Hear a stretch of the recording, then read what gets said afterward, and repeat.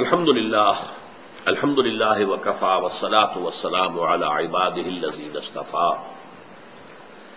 اما بعد فقد قال اللہ تبارک وتعالی کما ورد فی سورۃ الجمعہ اعوذ باللہ من الشیطان الرجیم بسم اللہ الرحمن الرحیم یسبح للہ ما فی السماوات وما فی الارض الملک القدوس العزیز الحکیم هو الذی بعث فی الامیین رسولا منہم یتلو علیہم آیاتہ ویزکیہم ویعلمہم الکتاب والحکمہ وإن كانوا من قبل لفی ضلال مبین صدق اللہ العظیم۔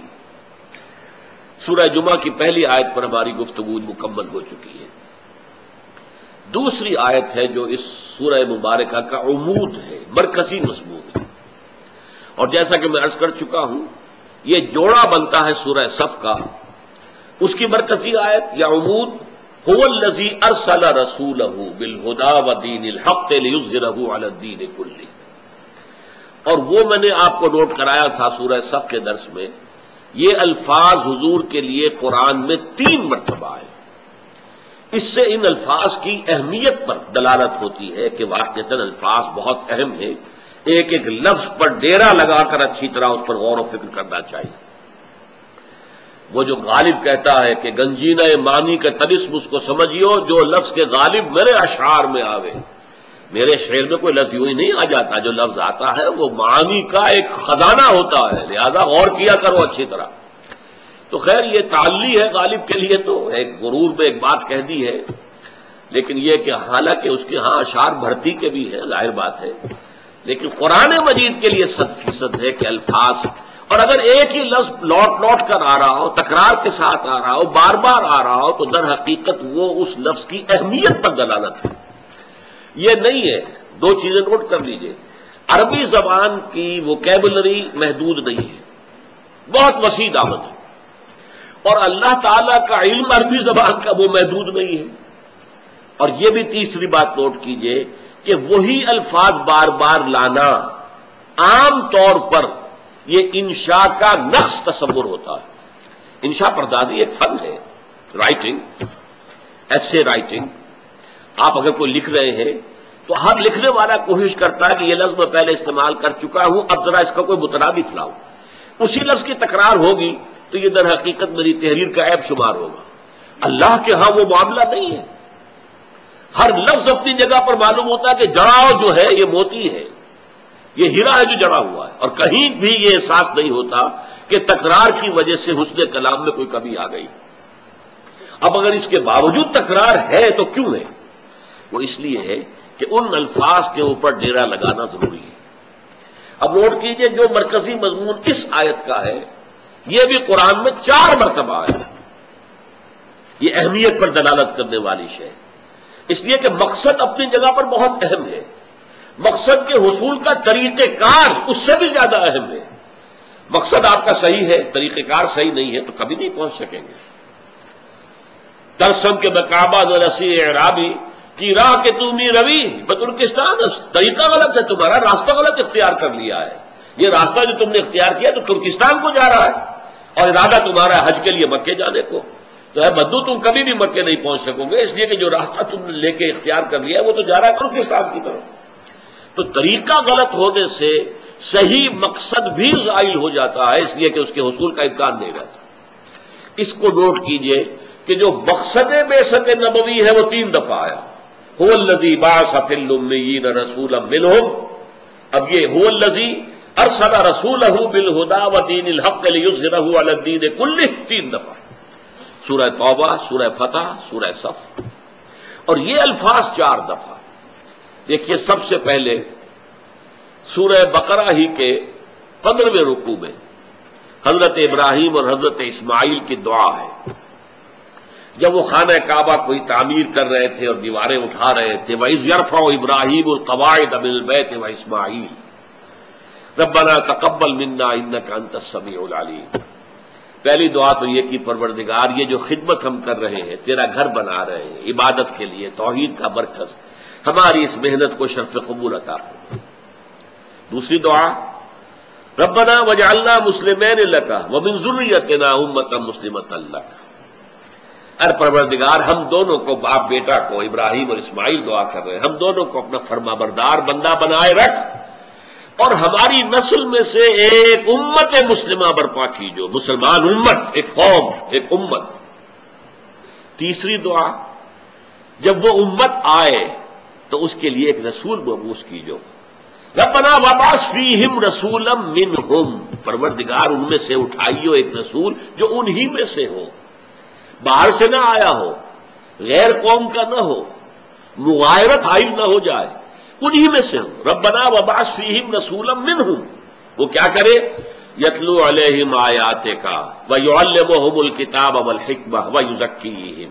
ترتیب کا تھوڑا سا فرق ہے، لیکن یہ کہ الفاظ وہی ہے، تلاوت آیات، تزکیہ اور تعلیم کتاب و حکمت۔ یتلو علیہم آیاتک، اب کیونکہ یہاں پہ دعا ہے تو کا آ رہا ہے، وہ انہیں تیری آیات پڑھ کر سنائے اور انہیں کتاب اور حکمت کی تعلیم دے اور ان کا تزکیہ کرے، ان کے نفوس کو پاک کرے۔ اس دعا کی قبولیت کا اعلان ہو رہا ہے 18ویں رکوع میں سورہ بقرہ ہی کے، کما ارسلنا فیکم رسولا منکم، دیکھو اے بنی اسماعیل، ہم نے بھیج دیا ہے اپنا ایک رسول تم میں جو تم ہی میں سے ہے، جو بات کہی تھی ابراہیم اور اسماعیل نے کہ منہم، انہی میں سے، تم ہی میں سے، کما ارسلنا فیکم رسولا منکم یتلو علیکم آیاتنا، جو تمہیں سناتا ہے ہماری آیات، ویزکیکم، اور تمہیں پاک کرتا ہے۔ یہ جو ترتیب کے اندر فرق ہوا ہے اس کی بڑی گہری حکمت ہے، وہ بعد میں عرض کروں گا۔ وَيُعَلِّمُكُمُ الْكِتَابَ وَالْحِكْمَةَ، اور تمہیں وہ کتاب اور حکمت کی تعلیم دے رہا ہے۔ یہ سورہ بقرہ میں 2 مرتبہ آ گئی یہی 4 اصطلاحات۔ اس کے بعد سورہ بقرہ کا جوڑا ہے سورہ آل عمران، اس میں پھر آیت آ گئی، لَقَدْ مَنَّ اللَّهُ عَلَى الْمُؤْمِنِينَ إِذْ بَعَثَ فِيهِمْ رَسُولًا مِّنْهُمْ، اللہ نے اہل ایمان پر بڑا احسان فرمایا ہے جبکہ ان میں ایک اٹھایا ہے اپنا رسول انہی میں سے، یتلو علیہم آیاتہ ویزکیہم ویعلمہم الکتاب والحکمہ، وہی 4 الفاظ آخری مرتبہ یہاں آ رہا ہے، اور یہاں یہ اس سورت کا مرکزی مضمون ہے۔ هو الذی بعث فی الامیین رسولا منہم یتلو علیہم آیاتہ ویزکیہم ویعلمہم الکتاب والحکمہ وإن کانوا من قبل لفی ضلال مبین۔ یہاں جو ہے اب اس کے ایک ایک لفظ پر غور کیجئے۔ بعث، اٹھانا، سورہ صف میں لفظ تھا ارسلہ، هو الذی ارسل رسولہ، بھیجا ہے اپنے رسول کو، اس لیے کہ پیغام پر جو ہے اسے بھیجا جاتا ہے پیغام دے کر، تو پیغام بر در حقیقت اس کے ساتھ ارسلہ یرسلو آئے گا، مرسل، بھیجا ہوا، مرسلین، رسول، اس کا جو ہے حاصل مصدر ہے، لیکن انہی میں سے ابھر کر ایک شخصیت سامنے آئی، بعث، جیسے بعث بعد الموت، مرنے کے بعد قبروں سے جب ہم اٹھیں گے، وہ بعث کا لفظ ہے، بعث، تو یہ بعث کا لفظ آیا ہے، یہ اس میں بھی آیا ہے لقد من اللہ علی المؤمنین اذ بعث فیہم رسولا منہم، اور 2 مرتبہ یہ ارسلہ آیا ہے۔ اسی طریقے سے یہاں فرمایا گیا بعث فی الامیین رسولا منہم، امیین میں سے اٹھایا ایک رسول کو جو انہی میں سے ہے۔ اچھا، امی کسے کہتے ہیں؟ ٹھیک لفظی معنی اس کی ہے ان پڑھ، لیکن ظاہر بات ہے رسول امی ہم کہتے ہیں محمد رسول اللہ صلی اللہ علیہ وسلم کو، تو یہ لفظ حضور کی شان میں استعمال کرنے کو طبیعت کسی کی بھی نہیں چاہے گی۔ بہت سے وہ لوگ ہیں کہ جو اس چیز سے بچنے کے لیے کہ یہ لفظ حضور کے لیے استعمال، رسول النبی الامی سورہ اعراف میں 2 مرتبہ آیا، نبی امی ہے یہ، تو اس میں ایک رائے تو ایک انتہا کو نکل گئی جو میں سمجھتا ہوں بہت تکلف ہے، کہ امیین اور امی سے مراد ہے ام القریٰ کے رہنے والے، ام القریٰ بستیوں کی ماں، جو سب سے زیادہ مرکزی بستی ہو۔ یہ لفظ ایک اور موقع پر بھی آیا ہے کہ ہم کبھی بھی کسی قوم کو ہلاک نہیں کرتے رہے جب تک کہ اس کی بستیوں کی جو مرکزی ہوتی فی امہا رسولا، اس کے ام جڑ کو کہتے ہیں، ماں کو کہتے ہیں، ماں ہی سے ہمارا وجود ہوا ہے، تو جو ہے کہتے ہیں کہ جو کوئی کسی شے کا مرکز ہو یا جڑ ہو یا بنیاد ہو یا اساس ہو، اسی لیے سورہ فاتحہ کو ام القرآن کہا جاتا ہے، اساس القرآن کہا جاتا ہے۔ تو ام القرآن، یہ سورہ شورى میں بھی لفظ آیا ہے ام القرآن۔ وَكَذَلِكَ أَوْحَيْنَا إِلَيْكَ قُرْآنًا عَرَبِيًّا لِتُنذِرَ أُمَّ الْقُرَىٰ وَمَنْ حَوْلَهَا، اسی طرح ہم نے اے محمد آپ پر یہ قرآن عربی نازل کیا ہے تاکہ آپ ام القریٰ کے رہنے والوں کو اور اس کے ارد گرد کے رہنے والوں کو خبردار کریں۔ اب ارد گرد کے اندر پوری دنیا بھی آ جائے گی۔ ظاہر بات ہے کہ ایک مرکز ہے، 10 میل کا دائرہ کھینچ دیجئے، 1000 میل کا دائرہ کھینچ دیجئے، 1,00,000 میل کا دائرہ کھینچ دیجئے، وہ تو سارا ماحول کے اندر ہی ہے، لیکن ام القریٰ وہی مرکز رہے گا، وہی مکہ مکرمہ۔ تو بعض لوگوں نے مراد لیا ہے امیین مکے کے رہنے والے، اور رسول نبی امی یعنی مکے کے رہنے والے، لیکن یہ بات جو ہے تکلف ہے۔ ہم صرف یہ کرتے ہیں کہ ہم ان پڑھ کا لفظ استعمال نہیں کرتے۔ ہم حضور کے لیے کہتے ہیں کہ حضور نے دنیاوی اعتبار سے لکھنا پڑھنا نہیں سیکھا، حضور کو اللہ نے جو علم دیا، علم لدنی دیا، علم غیب دیا، جتنا علم دیا اس کا ہم کو اندازہ ہی نہیں کر سکتے، لیکن دنیاوی اعتبار سے کسی کے سامنے زانو تلمس طے کیا ہو، کسی سے الف باتا سیکھی ہو، کسی سے پھر کچھ اور پڑھنا لکھنا سیکھنا، نہیں، آپ اس اعتبار سے امی ہیں۔ اور امیین جو ہے وہ پورے لوگ عرب کے۔ اس کا ایک اور مفہوم بھی ہے، وہ ہے اہل کتاب کے کانٹیکسٹ میں۔ اہل کتاب جو تھے ان کے پاس کتاب تھی، بنی اسماعیل کے پاس کوئی کتاب نہیں تھی۔ اہل کتاب کے پاس تورات، اہل کتاب کے پاس انجیل۔ یہ جو حضرت اسماعیل کی نسل آباد ہوئی عرب میں، ان کے پاس کوئی کتاب نہیں تھی، اس لیے کچھ استحقار اور حقارت کے ساتھ بھی یہودی جو انہیں امی کہتے، ان پڑھ لوگ ہیں، ان کے پاس کوئی کتاب ہی نہیں، نہ کوئی قانون، نہ کوئی ضابطہ، نہ کوئی کتاب، نہ ان کے علماء، نہ ان کے کوئی قاضی، نہ ان کے کوئی مفتی۔ جبکہ یہودیوں کے قاضی تھے، یہودیوں کے مفتی تھے، احبار تھے، ربانیین تھے، آج انہیں ربائز کہا جاتا ہے، ربائز، ربانی تھے موجود، ان کے علماء تھے، احبار تھے، یہ سب تھے، مفتی تھے، فیصلے کرتے تھے، شریعت تھی، تورات تھی۔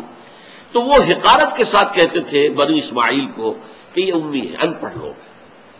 تو یہ ہے در حقیقت اس لفظ کا مفہوم، هو الذی بعث فی الامیین رسولا منہم، وہی ہے جس نے کہ اٹھایا ہے امیین میں ایک رسول جو انہی میں سے ہے، یتلو علیہم آیاتہ ویزکیہم ویعلمہم الکتاب والحکمہ، وہ تلاوت کرتا ہے ان پر، یعنی سناتا ہے انہیں اللہ کی آیات، اور تزکیہ کرتا ہے ان کا، اور تعلیم دیتا ہے انہیں کتاب اور حکمت کی۔ یتلو علیہم آیات، یہ ہے this is the beginning of the mission of Muhammad صلی اللہ علیہ وسلم، قرآن کی آیات پڑھ کر سنانا۔ چنانچہ سیرت سے بھی معلوم ہوتا ہے حضور نے اپنے خطبے، اپنے وعظ نہ کہنے کے برابر، بہت کم، مدینے میں آ کر تو پھر بھی بعض آپ نے خطبات دیے ہیں مختلف مواقع کے اوپر، لیکن یہ کہ مکے میں جہاں آپ گئے قرآن پیش کیا، قرآن پڑھ کر سنایا۔ اور قرآن کے پڑھ کر سنانے سے دو باتیں ہوئی، اچھی طرح نوٹ کیجیے۔ ایک تو اس معاشرے میں جو بھی لوگ ایسے تھے جن کی فطرت کچھ ابھی اپنی سلامتی پر برقرار تھی، نیچر پرورٹڈ نہیں ہوئی تھی، اور اس انپرورٹڈ نیچر اگر تھی تو وہ ایسے کھینچتے تھے جیسے مقناطیس جو ہے وہ لوہے کے ذرات کو کھینچ لیتا ہے۔ یوں سمجھیے، میں نے کئی دفعہ عرض کیا ہے کہ 5ویں جماعت میں سائنس کی کلاس ہمارا پہلا جو پریکٹیکل ہوا وہ کیا تھا؟ ہمیں دے دیا گیا ایک مکسچر، لکڑی کا برادہ اور لوہ چون، لوہے کا برادہ، ان دونوں کو علیحدہ کرو جی، لکڑی علیحدہ کرو اور یہ لوہ چون علیحدہ کرو۔ کیسے کریں بھائی؟ ایک ایک اس میں سے ذرہ چنے، کیسے چنے؟ اس کا طریقہ بتایا گیا، ہاتھ میں میگنیٹ لے لو، وہ میگنیٹ پھراؤ اس میں، وہ جو لوہا ہے وہ چمٹ جائے گا، اس کے ساتھ برادہ رہ جائے گا۔ برادے کے اندر صلاحیت نہیں ہے لوہے کے ساتھ چمٹنے کی، میگنیٹس کے ساتھ چمٹنے کی، لوہا چونکہ اس کے اندر یہ صلاحیت ہے وہ چمٹ جائے گا۔ اب لوچون علیحدہ ہو گیا، برادہ علیحدہ نہیں ہے۔ بالکل یہی مثال ہے، کسی معاشرے میں قرآن کو پھراؤ، پھیلاؤ، عام کرو، اس کی تصریف کرو۔ تصریف کسے کہتے ہیں؟ ایک ہی مضمون کو مختلف طریقوں سے بیان کرنا۔ کذالک نصرف الآیات، وہی آیت ہے بدل کر آ رہی ہے، اس کی الفاظ کچھ بدل گئے ہیں، اس کی کوئی ترتیب بدل گئی ہے. اگر ایک ترتیب سے لوگوں کی بات سمجھ میں نہیں آ رہی، شاید دوسری ترتیب سے سمجھ میں آ جائے. اس وجہ سے قرآن میں تصریف آیات ہے. اب آپ اس قرآن کو اس میگنیٹ کی طریقے سے معاشرے میں پھرا دیجئے، جن کی جو فطرت ہے وہ سلامتی پر، صحت پر کچھ برقرار ہے، وہ کھنچے ہوئے آئیں گے. تو ان کو کھینچ لینا، انہیں اٹریکٹ کرنا، یہ پہلا کام ہے تلاوت آیات کے نتیجے میں. روحیں کھینچی آئیں گی. روزے کیا ہے؟ از کجا می آئے نہیں آواز دوست. قرآن کو سن کر روح انسانی محسوس کرتی ہے یہ کہاں سے آ رہا ہے، یہ تو میرے دوست کی آواز معلوم ہوتی ہے. از کجا بھی آئے نہیں آواز دوست. کیوں کہ روح انسانی کا منبع بھی ذات باری تعالی ہے. یسألونک عن الروح قل الروح من امر ربی، میرے رب کا امر ہے یہ. اور قرآن کا منبع سرچشمہ کہاں سے آ رہا ہے؟ قرآن ذات باری تعالی کا کلام ہے. یہ بھی تو وہی سے صادر ہوا ہے. تو جیسے آپ پنجابی میں گرائی کہتے ہیں، کہیں آپ کو کسی غیر ملک میں کوئی پاکستانی نظر آ جائے تو آپ ایک دم لپکتے ہیں اس کی طرف ملاقات کریں گے. اسی طریقے سے کوئی اور قریبی نظر آ جائے، اسی طریقے سے یہ از کجا می آئے دن آواز دوست، روح انسانی تڑپ کر لپکتی ہے.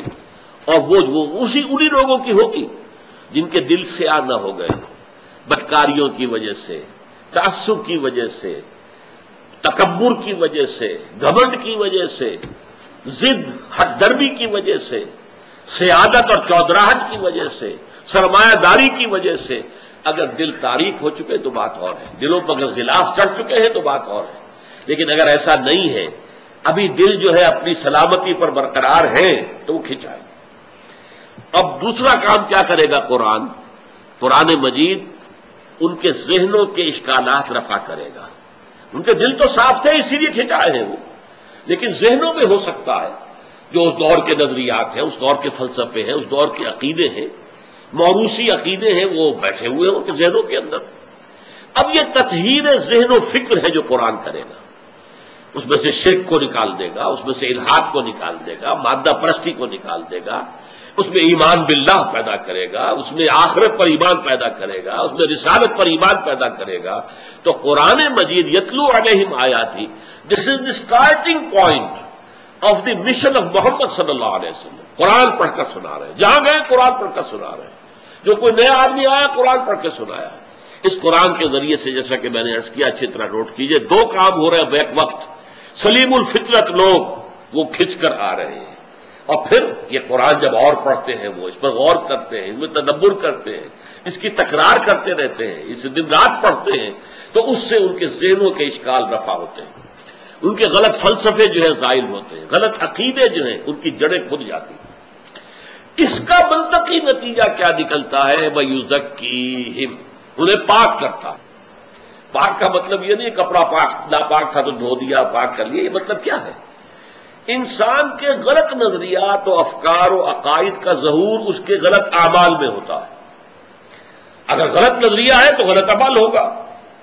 اگر انسان یہ سمجھتا ہے بابر میں عیش کوش کی عالم دوبارہ نہیں، پھر کوئی زندگی نہیں ہے، یہی زندگی ہے، جتنا عیش کر سکتے ہو کر لو، یہی نفع ہے، تو ظاہر بات ہے آدمی پھر بائی ہک اور بائی کروک حرام سے حلال سے کمائے گا.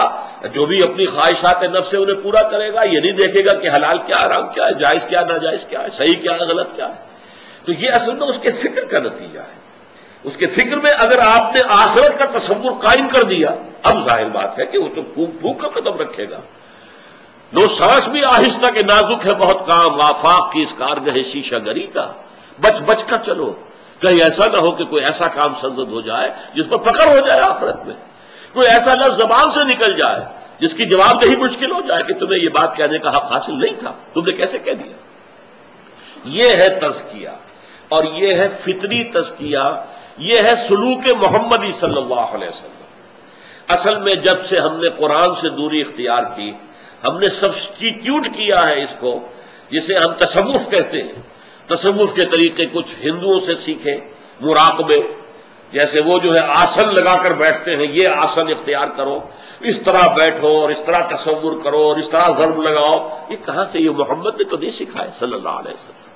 یہ کہاں سے لے آئے؟ فلاں روشنی نظر آئے گی، نیلی نظر آئے گی، کالی نظر آئے گی، پیلی. بھائی حضور نے نہیں فرمایا، کہیں قرآن نے نہیں فرمایا. ہو سکتا ہے کہ ہو، اور تمہاری جو ورزشیں تم کرتے ہو یہ بھی نفسیاتی ورزشیں ہیں، اس کے یہ اثرات ظاہر ہو جاتے ہو، اب اس کا انکار نہیں کرتے. اب یہ نہیں کہتے کہ آپ جھوٹ بول رہے ہیں، لیکن یہ ثابت نہیں ہے محمد الرسول اللہ صلی اللہ علیہ وسلم سے. محمد کا طریقہ تزکیہ کیا تھا؟ وہ یہ تھا کہ قرآن اندر اتارو. یا ایھا المزمل قم، اے نبی، اے مزمل، اے کمبل اوڑھ کر لیٹنے والے، قم اللیل الا قلیلا نصفہ او انقص منہ قلیلا او زد علیہ ورتل القرآن ترتیلا. اور بعد میں کہا گیا، ہمیں معلوم ہے کہ آپ بھی کھڑے رہتے ہیں 2 تہائی رات، اور آپ کے ساتھی بھی. وطائفۃ من الذین معک، یہ کیا کرتے تھے؟ قرآن کو اپنے اندر اتارو تو یہ پت جھڑ کے پتوں کی طریقے سے یہ سارے کے ساری برائیاں جھڑ جائیں گی. اس لیے کہ تمام برے اعمال کا جو مرکز ہے وہ برا تصور ہے، غلط تصور ہے. کوئی غلط میٹا فزکس بیٹھا ہوا ہے دماغ کے اندر، کوئی غلط نظریہ ہے، کوئی میٹیریلزم ہے، کوئی امپیریسزم ہے، کوئی لاجیکل پازیٹیوزم ہے، کوئی چیزیں ہیں جو یہاں بیٹھی ہوئی ہیں، کوئی ڈاروینزم ہے جس نے تمہیں حیوان بنا دیا ہے، تم صرف ایک ترقی یافتہ حیوان بن کر رہ گئے ہو. کوئی نہ کوئی مارکسزم تمہارے دماغ میں بیٹھا ہوا ہے جس نے تمہیں صرف پیٹ کا غلام بنا دیا ہے. یہ چیزیں تمہارے ذہن سے نکلیں گی اور اس کی جگہ ایمان باللہ، ایمان بالآخرہ، ایمان بالوحی، ایمان بالرسالت، ایمان بالکتب، ایمان بالانبیاء، ایمان بالرسل، یہ اگر قائم ہوں گے تو پھر خود بخود جیسے درخت سی جڑ سے اگر غذا نہیں پتوں تک پہنچ رہی تو پتے جھڑ جائیں گے، جھڑ جانا مر جانا ہے. اسی طرح ہمارے اس جسم کے درخت کے اندر جو آلائشیں لگی ہوئی ہیں، جو غلط عادات ہیں، غلط اعمال ہیں، غلط دلچسپیاں ہیں، یہ ساری چیزیں جو ہے خود بخود رفع ہو جائیں گی جب دل کے اندر ایمان آ گیا اور دماغ میں انسان کے لیے صحیح فکر، صحیح نظریہ اور صحیح اس کے خیالات کے لیے بنیادیں قائم ہو گئی. یہ تزکیہ ہے.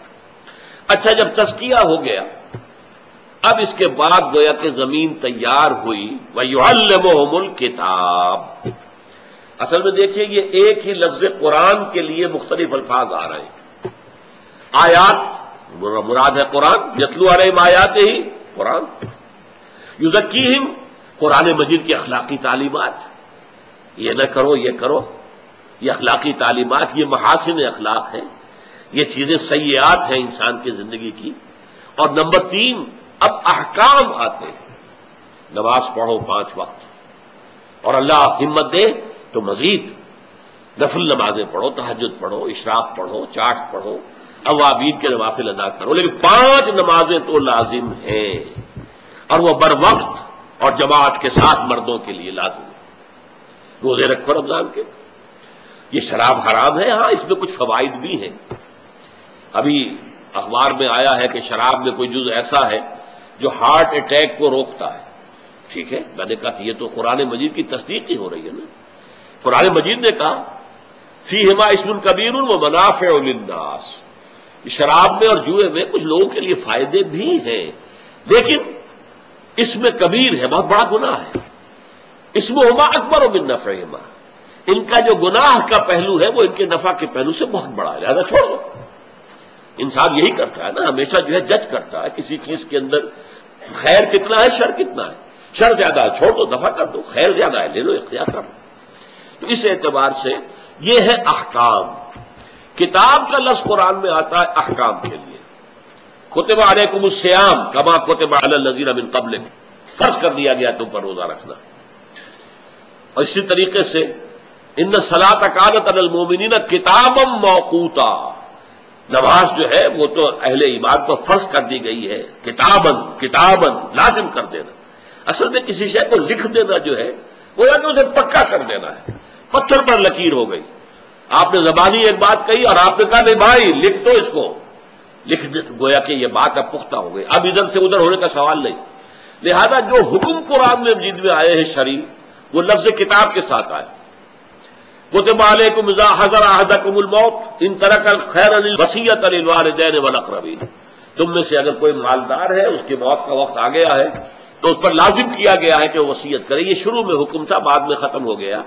جب وراثت کے احکام آ گئے، والدہ کا حق معین، والد کا حق معین، بیٹے کا حق معین، بیٹی کا حق معین، اس کے بعد یہ بیوی کا حق، شوہر کا حق معین ہو گئے، تو پھر یہ جو آیت ہے منسوخ ہے کہ لازم نہیں ہے۔ البتہ حضور نے اسے برقرار رکھا ہے کہ 1/3 اپنی وراثت کی حد تک تم وصیت کر سکتے ہو، لیکن وصیت وارث کے لیے نہیں ہوگی۔ جس کا حق اللہ نے معین کر دیا اس کے لیے مزید نہیں دے سکتے تم۔ غیر وارث ہے، اس کو دوستوں کو دینا ہو، کسی دین کے کام کے لیے دینا ہو، کسی ادارے کو دینا ہو، دے سکتے ہو، لیکن 1/3 کی حد تک۔ 2/3 لازماً جو ہے وہ اس قانون وراثت کے تحت تقسیم ہوگا۔ اس اعتبار سے جہاں بھی کتبہ کا لفظ آیا ہے، کتب علیکم القتال وہو کرہ لکم، اب تم پر جنگ فرض کر دی گئی ہے اور تم اسے بھاری سمجھ رہے ہو، یہ جو کتبہ، تو کتاب سے مراد ہے احکام شریعت، the dos and don'ts of the sharia, یہ کرو یہ نہ کرو۔ اور آخری جو مرحلہ ہے اس تعلیم نبوی کا، وہ تعلیم حکمت ہے۔ یہ اصل میں انسان کے فہم اور عقل کی وہ میچورٹی ہے، وہ پختگی ہے۔ ہا کاف میم کا مادہ آتا ہے پختگی کے لیے، اسی سے ہم ایک لفظ محکم، دلیل محکم، بڑی پختہ دلیل ہے، یہ مضبوط دلیل ہے۔ ملک مستحکم ہو گیا، یعنی اب استحکام ہے، یہ اپنے اوپر کوئی حملہ ہو تو اسے برداشت کر سکتا ہے، کوئی انٹرنل سیبوٹاج ہو تو اس کا مقابلہ کر سکتا ہے۔ مستحکم، حاکم کہ جو مسلط ہے اور حکم دے سکتا ہے۔ حکیم جو ہے وہ کہتے ہیں ایک ہے حکم، ایک ہے اس کی حکمت۔ تو حکمت 2 طرح کی ہے، ایک حکمت اصولی ہے، وہ ہے ایمان کی حکمت۔ ایک تو ہے اللہ کو مان لیا، آخرت کو مان لیا، ایک ان ایمانیات کے اندر جو اصل شے ایسنس ہے اس تک رسائی ہو جائے، انسان پہنچ جائے اس تک، اور اس کا ذہن اور قلب دونوں مطمئن ہو جائے، جس کو کہ قرآن مجید میں نفس مطمئنہ کہا گیا ہے۔ دل اور دماغ دونوں مطمئن ہیں ایمان پر، اس کا دماغ بھی اسی شے کی تصدیق کر رہا ہے جو دل کہہ رہا ہے۔ یہ حکمت دین کہلائے گی، حکمت ایمان۔ مولانا روم کا شعر ہے، کب تک پڑھو گے چند خانی حکمت یونانیہ، یہ یونانیوں کا فلسفہ کب تک پڑھو گے؟ حکمت ایمانیہ راہم بخواں، ایمان کی حکمت پڑھو، ایمان کی دانائی، ایمان کا فلسفہ۔ اور ایک ہے حکمت احکام کی، روزہ کیوں فرض کیا گیا تم پر، لعلکم تتقون، نماز کیوں فرض کی گئی تم پر، لذکری، اقیم الصلاۃ لذکری، زکوٰۃ کیوں فرض کی گئی، تمہارے تزکیہ نفس کے لیے۔ یہ دل سے مال کی محبت کم ہوگی تو تمہارے جو ہے نفوس ان کے اندر تزکیہ پیدا ہوگا۔ تو احکام کی حکمت یہ چوٹی کی شے ہے۔ ایک انسان اس حد تک پہنچ جائے کہ پورا دل مطمئن ہو، واقعی حکم یہی ہونا چاہیے تھا، دیکھنا تقریر کی لذت کے جو اس نے کہا، میں نے یہ جانا گویا اب یہی میرے دل میں ہے، واقعتاً یوں ہی ہونا چاہیے تھا۔ اسی کو کہتے ہیں اسلام پر شرح صدر۔